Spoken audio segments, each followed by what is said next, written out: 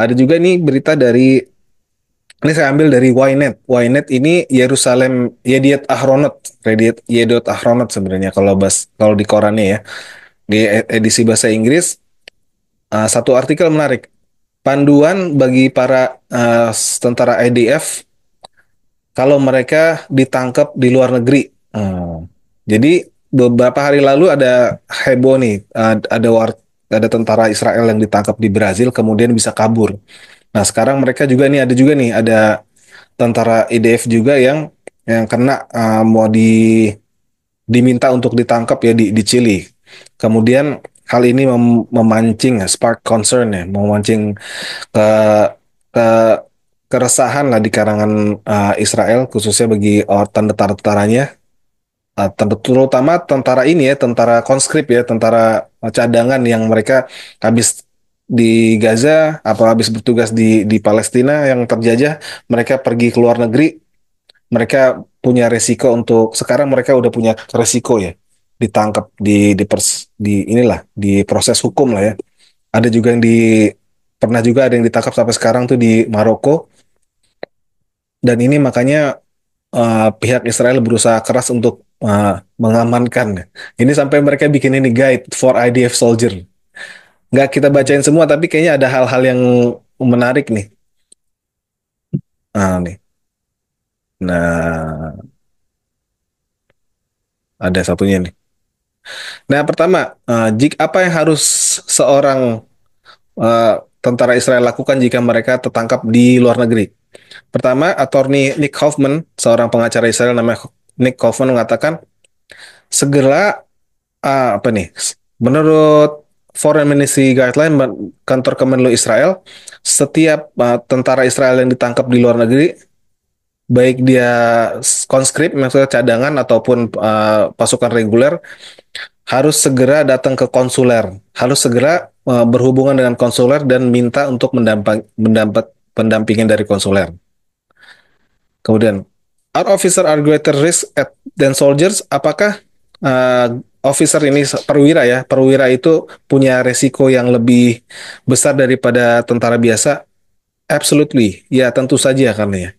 Karena para tentara itu khususnya officer, pas dobat ini ya, apa tadi lupa lagi gue terjemahnya. Perwira ya, karena perwira itu Pejabat sangat pejabat militer. terkait dengan decision making, dengan pembuatan keputusan, dan juga target-target pemilihan target yang terjadi selama um, operasi militer yang mereka lakukan khususnya di Gaza. Nah, ini juga nih bagian yang sensitif nih. Does sharing footage online increase legal risk? Apakah membagi atau men-share footage-footage yang mereka lakukan di tempat perang itu menjadi menambah ini ya, menambah resiko legal? Ya, tentu saja. Wow, tentara yang memposting video online akan justru akan memprovide, memberikan bukti-bukti kejahatan mereka sendiri ya. Nah, ini is it dangerous a soldier who serve in Gaza? Nah, khususnya ada bagi tentara-tentara Israel yang di Gaza ya, ini sebuah concern bagi mereka. Kalau mereka keluar negeri nih pasti akan ini. Tapi di sini dibilang nggak juga, kalau emang kalau apa kalau nggak punya ini evidence linking to individuals. Nah, dia bilang kalau cuma sekedar bertugas di Gaza itu tidak tidak menjadi bukti yang cukup untuk mendapatkan legal legal apa tuntutan hukum ya, tuntutan hukum di luar negeri. Hmm. Nah, sampai termasuk kayak gini, bagaimana saya bisa mengecek apakah negara tujuan saya akan menuntut saya kayak gitu nih. Ini ini juga ya, Pus, bentuk kepanikan juga bis ya bagi Israel ya. Ternyata kesadaran global itu makin makin tinggi, dan perlu dicatat juga ini yang melakukan penangkapan atau proses hukum terhadap tentara-tentara Israel yang berlibur ini bukan negara-negara mayoritas Islam justru. Yang ini Hmm. belakangan malah terjadi di negara-negara Amerika Selatan ya, Latin Amerika, Latin Amerika Amerika. Latin. Gimana bis tanggapannya bis? Iya, pertama gini Sur, kalau kita bahas soal konteks Latin Amerika, ini memang negara-negara yang dari awal itu bisa dibilang itu standing pointnya sama penjajah itu lebih keras daripada negara Arab, Zur. Hmm. Ya, Dari Kolombia, negara Arab ya.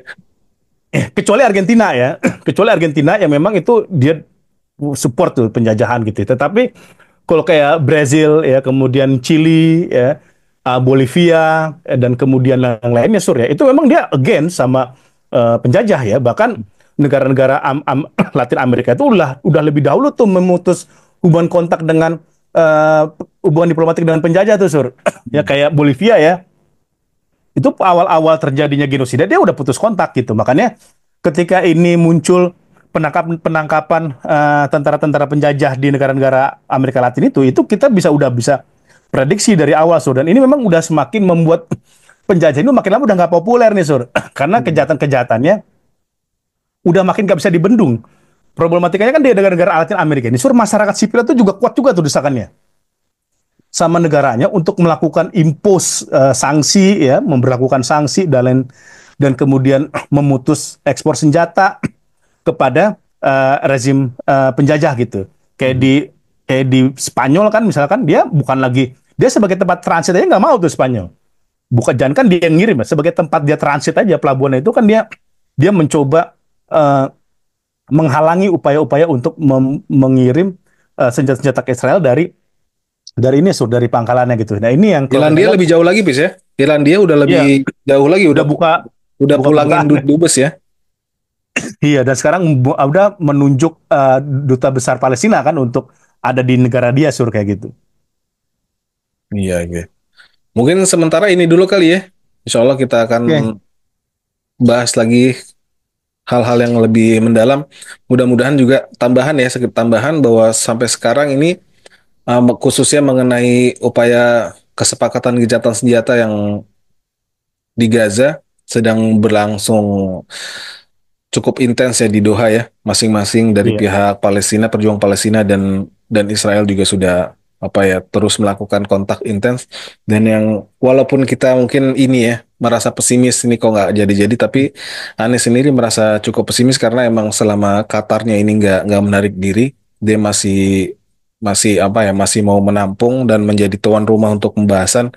Wah, dia ada satu lights lah cahaya walaupun kita ngeliat karena emang kebiasaan Israel penjajah ini ya begitu ketika mereka melakukan gencatan senjata emang mereka akan barengi dengan serangan bertubi-tubi untuk menekan pihak pejuang Palestina supaya mereka tertekan gitu, tertekan dengan serangan yang terjadi di Gaza gitu, supaya mereka bisa membuat keputusan-keputusan yang panik. Jadi mereka berharap para pejuang Palestina ini akan memberikan ke panic decision karena serangan-serangan mereka yang terus ada di sana Yang di disasar Gaza ya. sipil sur ya. Hah? Kayak dokter Husam yang disasar juga sipil oleh Ya, penjajah. disasar sipil. Karena Dokter emang dokter serangan-serangan Husam. militer mereka justru nggak ngaruh ya.